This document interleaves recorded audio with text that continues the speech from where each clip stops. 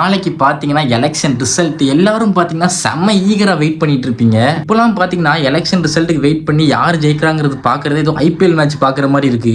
ஏன் இப்படி சொல்றேன்னா எல்லாருக்கும் பார்த்தீங்கன்னா அவங்க ஓட்டு போட்ட கட்சி ஜெயிக்கணும். அதாவது அவங்க ஓட்டு போட்டிருக்காங்க, ஸோ அந்த கட்சி அவங்களுக்கு ஜெயிச்சா நம்ம ஓட்டு போட்ட கட்சி ஜெயிச்சு சொல்லிட்டு அவங்களுக்கு ஒரு ஹாப்பினஸ். அதனால பார்த்தீங்கன்னா அது ஒரு ஐபிஎல் மேட்ச் மாதிரி தான் அவங்க பார்க்குறாங்க. ஆக்சுவலா இப்போ நமக்கு பிடிச்ச கட்சி ஜெயிச்சா நம்ம லைஃப் மாறுமான்னு கேட்டால் அது கேள்விக்குறி தான். போன வாட்டி ஜெயிச்ச பார்ட்டி இந்த வாட்டி ஜெயிக்கல, வேற பார்ட்டி தான் ஜெயிக்குதுன்னா கண்டிப்பாக பார்த்தீங்கன்னா அரசியலில் ஒரு பெரிய மாற்றமே வரும். இப்போ ஒரு அரசியல் மாற்றம் வரும்னா எல்லார் லைஃப்லேயும் மாற்றம் வரும். ஆனால் அது பார்த்தீங்கன்னா எல்லார் லைஃப்லையும் பாதிக்கிறது வெறும் 2% தான். ஏன்னா அவங்க கவர்மெண்ட்டாக மொத்தமாக வேணால் மாறுமே தவிர நம்ம லைஃப்பில் மாற போகிறது ஜஸ்ட் 2% அந்த மாதிரி தான். மொத்தமாக நம்ம லைஃபே மாறணும்னா அதுக்கு நம்ம தான் மாறணும். அதுக்காக பார்த்தீங்கன்னா ஸ்ட்ராங்காக அதுக்கு நம்ம தான் எஃபோர்ட் பண்ணணும். நம்ம எஃபோர்ட் போட்டால் தான் நமக்கு பூவா எல்லாமே நமக்கு தான் கிடைக்கும். இப்போ ஃபைனலாக என்னடா சொல்ல வர அப்படின்னு கேட்டிங்கன்னா நான் ஏதோ ஒன்று சொல்ல வந்தேங்க. ஆக்சுவலாக அது ட்ராக் மாதிரி எப்படியோ போயிடுச்சு.